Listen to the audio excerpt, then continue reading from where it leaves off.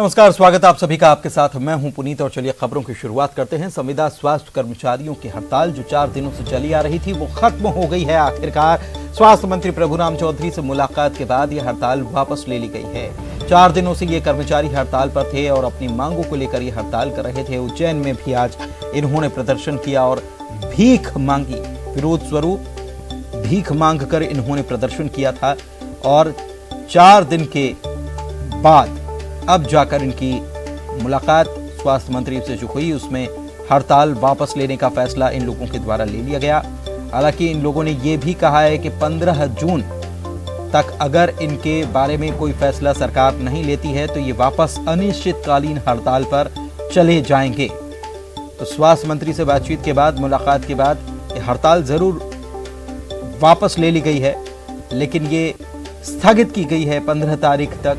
अगर इनकी मांगों पर कोई फैसला नहीं होता तो इन्होंने ये भी कहा है कि ये फिर से हड़ताल पर चले जाएंगे। फिलहाल ये काम पर वापस लौट रहे हैं। एनएचएम के संविदा कर्मचारी स्ट्राइक पर गए थे। मेरी इनके पदाधिकारियों से बातचीत 2 दिन पहले हुई थी, यहीं बंगले पर बैठ के चर्चा हुई थी और मैंने एनएचएम के हमारे और लोक स्वास्थ्य परिवार कल्याण विभाग के अपर मुख्य सचिव श्री सुलेमान जी और एमडी एनएचएम श्रीमती छवि भारद्वाज जी को से बातचीत की थी कि इन लोगों से बातचीत करें और इनकी समस्या के निराकरण के संबंध में। इन लोगों की मीटिंग तो वहाँ पर हो चुकी है और मैंने भी इन लोगों से ये कहा था कि ये इस समय संक्रमण का दौर चल रहा है, महामारी ये चल रही है, इस समय आप लोगों को सेवाएं देना चाहिए। आपकी जो भी वाजिब समस्याएं हैं उनके संबंध में इन लोगों की चर्चा हुई है और उनका निराकरण किया जाएगा। ऐसी बातचीत आपके समक्ष इन लोगों ने की है और इन लोगों ने अभी जो स्ट्राइक। चलिए आगे बढ़ते हैं, आपको अगली खबर बताते हैं। कोरोना कर्फ्यू में सख्ती के नाम पर अधिकारियों की मनमानी नहीं चलेगी, ये मुख्यमंत्री ने साफ कह दिया है। उन्होंने कलेक्टर और एसपी को निर्देश दिए हैं कि सख्ती करें पर जनता से बदसलूकी न की जाए। सीएम ने अफसरों से कहा है कि कुछ मामले सामने आए हैं जो वाकई में शर्मनाक हैं और जनता के साथ शालीन व्यवहार होना चाहिए।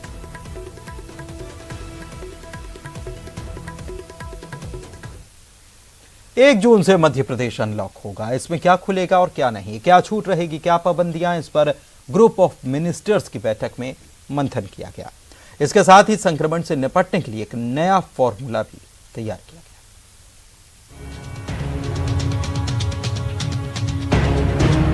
तो कैसे होगा एमपी में अनलॉक, कितनी छूट और कितनी सख्ती? आज गृह मंत्री नरोत्तम मिश्रा की मौजूदगी में हुई ग्रुप ऑफ मिनिस्टर्स की बैठक में अनलॉक कैसे होगा, इसका खाका खींचा गया। कई मुद्दों पर सहमति बनी। तय हुआ कि 50% कर्मचारियों के साथ खोले जा सकते हैं सरकारी कार्यालय, लेकिन mall, talkies, gym, swimming pool फिलहाल बंद ही रहेंगे। इसी तरह राजनीतिक और धार्मिक जमावड़ों पर पूरी तरह प्रतिबंध रहेगा। मंदिर में पुजारी के अलावा केवल 2 श्रद्धालु दर्शन कर पाएंगे। हवाई यात्राएं फिर से शुरू किए जाने पर विचार है। सोमवार को पुनः 11 बजे सभी अनलॉक प्रक्रिया के सम्मानित मंत्रीगण उपस्थित रहेंगे और इसमें हम सोमवार को इसको अंतिम रूप देकर जारी करेंगे। एक अन्य बैठक जो हमारे जन जागरूकता और आवश्यक प्रचार प्रसार की समिति है उसकी भी हुई। इसमें भी वर्चुअल और एक्चुअल रूप से सम्मानित मंत्रीगण शामिल हुए हैं। इसमें भी मोटा मोटा तय किया है, जैसे बुंदेलखंड के लोग हैं तो बुंदेली भाषा में लोगों में जो भ्रम है उसे दूर करना। अब तीसरी लहर के पहले कितनी सख्ती और एहतियात तो सरकार ने संक्रमण से निपटने के लिए 5 का पंच दिया है। घर के बाहर मास्क लगाना अनिवार्य, किल कोरोना कैंपेन में सर्दी खांसी के संदिग्ध मरीजों पर नजर, क्राइसिस मैनेजमेंट कमेटी गांव कस्बे शहर को लेकर फैसला करेगी। पब्लिक प्लेस में सोशल डिस्टेंसिंग और कोरोना टेस्टिंग की तैयारी की जा रही है। मुझे लगता है कि सोशल मीडिया की ओरिजिनलिटी पर, कहाँ से ओरिजिन है ये न्यूज़, उस पर हमें ध्यान देना चाहिए। अभी कहाँ खुलेगा कहाँ नहीं खुलेगा इसका निर्णय ना हुआ है, ना प्रदेश स्तर पर हम लेने वाले हैं। जिले की क्राइसिस मैनेजमेंट की टीम बैठेगी और उस जिले का आकलन करते हुए ये सुनिश्चित करेगी कि कब और कितना और किस स्थिति में किसी भी शहर के या जिले के कर्फ्यू को विड्रॉ करना है। कोरोना कर्फ्यू और लगातार बढ़ाई गई जांच के सुखद नतीजे मिले हैं। रात भरी खबर ये कि एमपी में इंदौर, भोपाल, सागर, रतलाम, रीवा, सीधी और अनूपपुर ये 7 जिले ही हैं जहां साप्ताहिक पॉजिटिविटी रेट 5% से ज्यादा है। इंदौर, भोपाल और सागर एमपी के ये 3 जिले हैं जहां 100 से ज्यादा केस। संक्रमण के मामले में एमपी अब देश में 16वें से 19वें स्थान पर पहुंच गया है। लेकिन अब चुनौती इस संक्रमण दर को 0 पर लाने की है। भोपाल में शरद श्रीवास्तव के साथ bureau report, news 18 Madhya Pradesh Chhattisgarh. Corona काल में जहां एक तरफ आर्थिक गतिविधियां डावाडोल हैं, बेरोजगारी बढ़ी है, लेकिन मध्य प्रदेश सरकार के लिए यह खबर अच्छी, क्योंकि रोजगार देने में मध्य प्रदेश पूरे देश में दूसरे स्थान पर आया है। ये CMIE की रिपोर्ट बता रही है। प्रदेश में बेरोजगारी 1.4% बताई गई है। इस रिपोर्ट में CMIE ने बेरोजगारी के आंकड़े जारी किए हैं, जिसमें MP ने रोजगार देने के मामले में देश के कई बड़े राज्यों को पीछे छोड़ दिया है।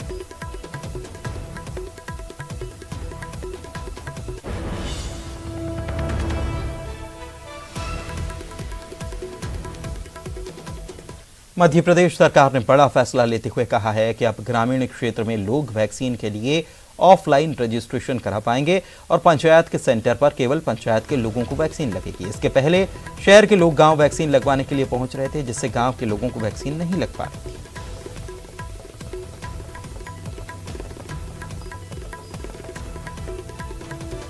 ग्रामीण क्षेत्र में अब हम ऑफलाइन रजिस्ट्रेशन करेंगे और जो हमारे वैक्सीनेशन के सेंटर हैं, वैक्सीनेशन के जो सेशन हैं ग्रामीण क्षेत्र में, वो एक पंचायत, जिस पंचायत में रहेंगे उसी पंचायत के लोगों को वहाँ वैक्सीन लगेगी।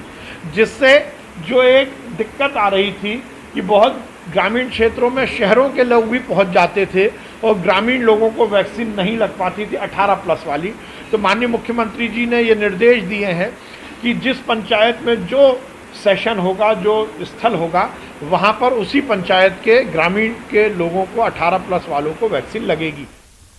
वैक्सीन वेस्टेज को लेकर मंत्री विश्वास सारंग ने कहा है कि वैक्सीन वेस्टेज की दर सही नहीं है। केंद्र सरकार से बात की जा रही है और मिस कम्युनिकेशन के वजह से ऐसा हुआ है।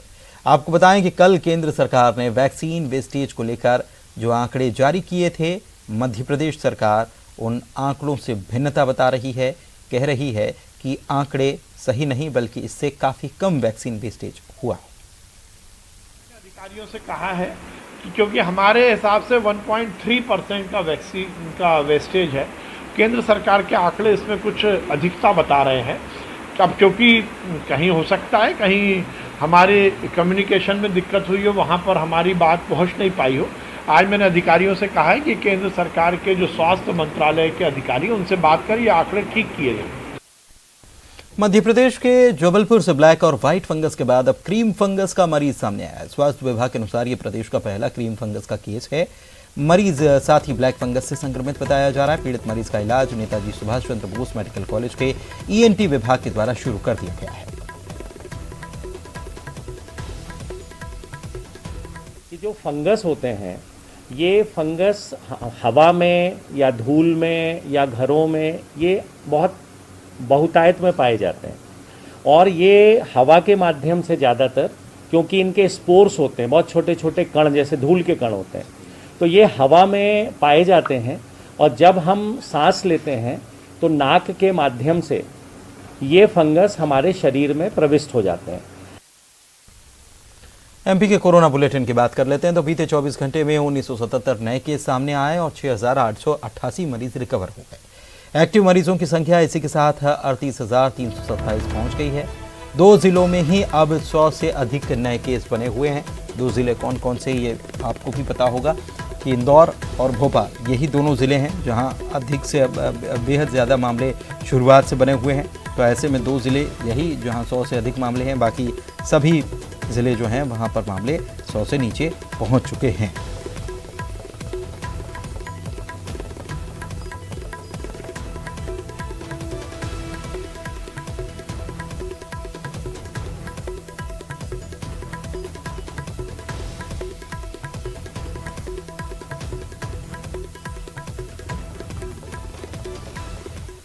और यहां रुक रहे हैं एक ब्रेक के लिए, जल्द लौटेंगे, बने रहिए।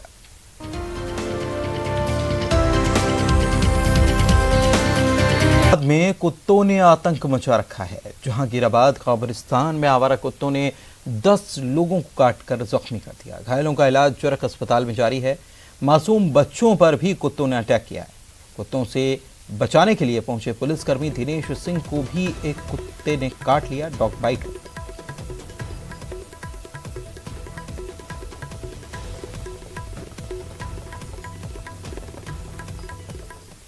शाजापुर अपर कलेक्टर मंजूषा विक्रांत राय के द्वारा बीते दिनों युवक को थप्पड़ मारने के मामले में काला पीपल के कांग्रेस विधायक कुणाल चौधरी ने उनकी आलोचना की है और उनका कहना है कि ऐसे मामलों में चालानी कार्रवाई होनी चाहिए, बल्कि किसी को थप्पड़ नहीं मारना चाहिए।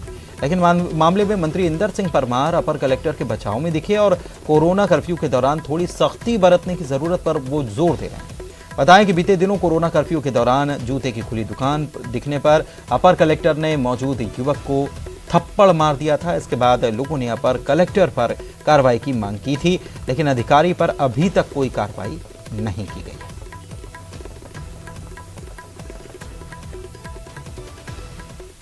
अधिकार कोई नहीं देता है, हर व्यक्ति का अपना मान सम्मान है। गलती करे तो ज्यादा से ज्यादा उस पर चालानी कार्रवाई, क्योंकि ये यहाँ पे हम लोगों ने लॉकडाउन नहीं लगाया, ये जनता कर्फ्यू के नाम से लगाया। जनता कर्फ्यू जो जनता के माध्यम से लगाने की हम कोशिश कर रहे हैं। ये जिस तरीके से चाटा मारने की स्थिति और जिस प्रकार से भयानक रूप से लोगों को प्रताड़ित करने की स्थिति है, स्पष्ट है नौकरशाही बेलगाम हो चुकी है। जो मौत के आंकड़े हैं उनको छुपाने के लिए इन्हीं अधिकारियों को लगाया जाता है और यही लोग सरकार के सर पे भी नाचते और सरकार की बात भी सुनते और इसी कारण दोनों पक्ष के बारे में सोचना पड़ेगा। जब कहा कि भाई बंद कर और कोई व्यक्ति समझ नहीं आ रहा, सुन नहीं आ रहा, तो वो भी मनुष्य है, अधिकारी भी, उनको ऐसा नहीं करना चाहिए था। लेकिन उसके पीछे किसी की दुर्भावना नहीं है और ऐसे तो कंट्रोल हो ही नहीं स्थिति को। अब कैसे करोगे कंट्रोल? कंट्रोल करने के लिए शक्ति जरूरी है। जबलपुर में जनता कर्फ्यू का पालन करा रहे पुलिस कांस्टेबल पर जानलेवा हमला हो गया। सब्जी का ठेला लगाने वाले आरोपी हामिद उस्मानी ने ठेला लगाने से रोकने पर चाकू से कांस्टेबल पर हमला कर दिया। वारदात के बाद आरोपी हामिद भाग निकला। खंडवा में दूसरी तरफ महिला ने पुलिसकर्मी को थप्पड़ जड़ दिया। दरअसल पुलिसकर्मी ने महिला के बेटे की गाड़ी रोकी थी और गाड़ी की चाबी निकाल ली थी और इसके बाद अभद्र भाषा का इस्तेमाल किया जा रहा था। महिला गुस्से में आ गई, महिला ने थप्पड़ मार दिया। इसके बाद महिला और आरक्षक दोनों ने ही खंडवा कोतवाली में एक दूसरे के खिलाफ शिकायती आवेदन दिया है।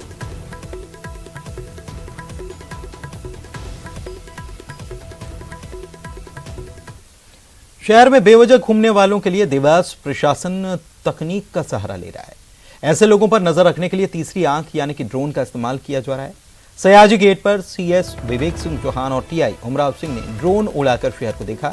ड्रोन कैमरे को एक जगह खड़े होकर 5 किलोमीटर तक की रेंज तक उड़ाया जा सकता है। इसके इस्तेमाल से अनावश्यक घूम रहे लोगों पर पैनी नजर भी रखी जा सकती है।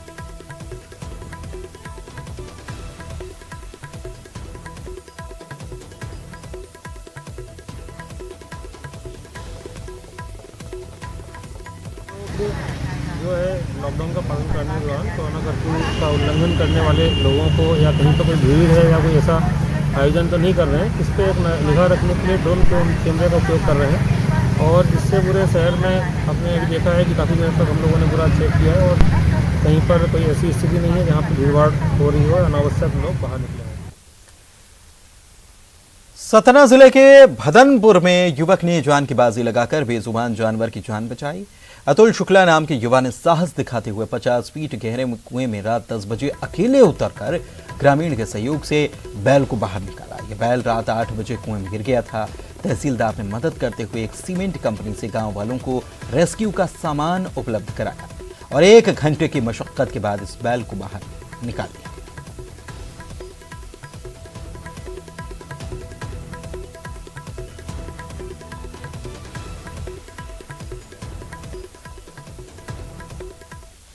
सागर का केंद्रीय जेल अपने नवाचार के लिए हमेशा से सुर्खियों में रहा है। इस बार भी केंद्रीय जेल ने ऐसी ही मिसाल पेश की है। यहां पर ऑक्सीजन का उत्पादन बढ़ाने के लिए यहां बंदियों ने करीब 1.5 लाख पौधे तैयार किए हैं। इन पौधों को जिले की 11 जनपद पंचायतों में भेजा जा रहा है। बता दें कि कोरोना कर्फ्यू के पहले चरण में भी इन कैदियों ने खादी का मास्क तैयार किया था। बताएं कि इन पौधों को कोरोना कर्फ्यू में बेवजह घूमने वालों से सजा के तौर पर लगवाया जा रहा है। जेल के कैदियों ने युद्ध स्तर पर अशोक, आम, नींबू, कटहल, शीशम, महुआ जैसी प्रजातियों के पौधे तैयार किए।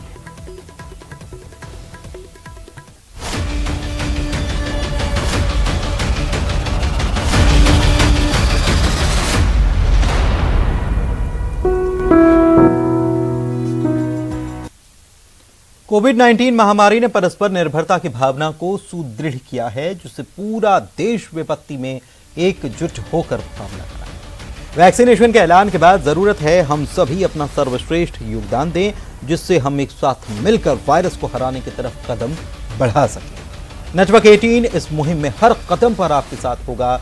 जब तक सभी सुरक्षित नहीं होते, तब तक कोई सुरक्षित नहीं होगा। इसी सोच के आधार पर हमारे कैंपेन संजीवनी का लक्ष्य ये सुनिश्चित करना है कि वैक्सीन पाना सभी भारतीयों का अधिकार है। कोरोना की इस दूसरी लहर में सबसे ज्यादा जरूरी है वैक्सीनेशन, और इसीलिए जहां भी जैसे ही मौका मिले टीका जरूर लीजिए। राजधानी दिल्ली में अब उन लोगों के लिए नया वैक्सीनेशन सेंटर शुरू किया गया जिन्हें इन दिनों अस्पताल जाने में डर लग रहा है।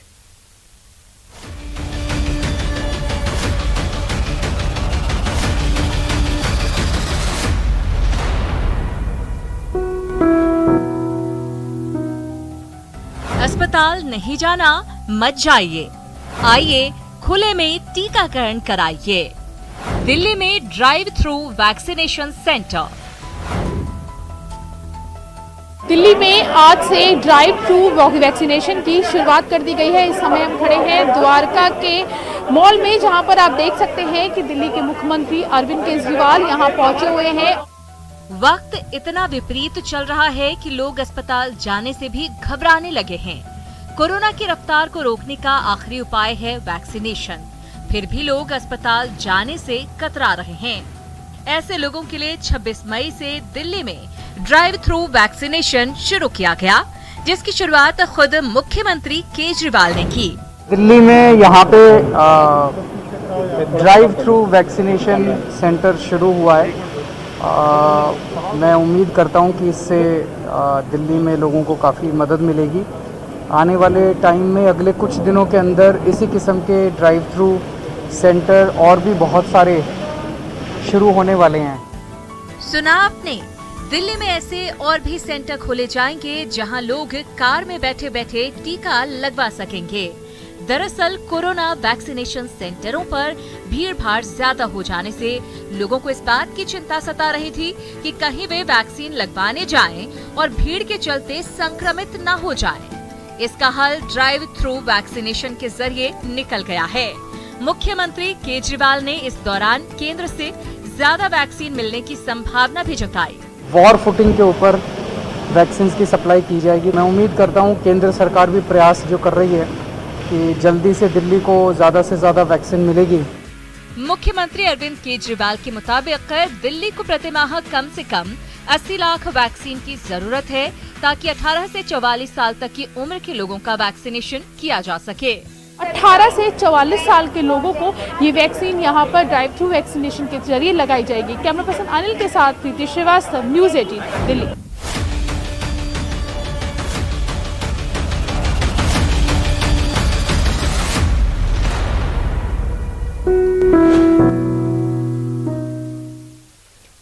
तो नेटवर्क 18 ये सुनिश्चित करना चाहता है कि हर भारतीय को कोविड-19 टीकाकरण मिले। टीकाकरण जागरूकता बढ़ाने के लिए नेटवर्क 18 और फेडरल बैंक की पहल संजीवनी शॉर्ट ऑफ लाइफ को सपोर्ट करें। Health expert Apollo 24/7। इसी के साथ बुलेटिन में इतना ही। नमस्कार।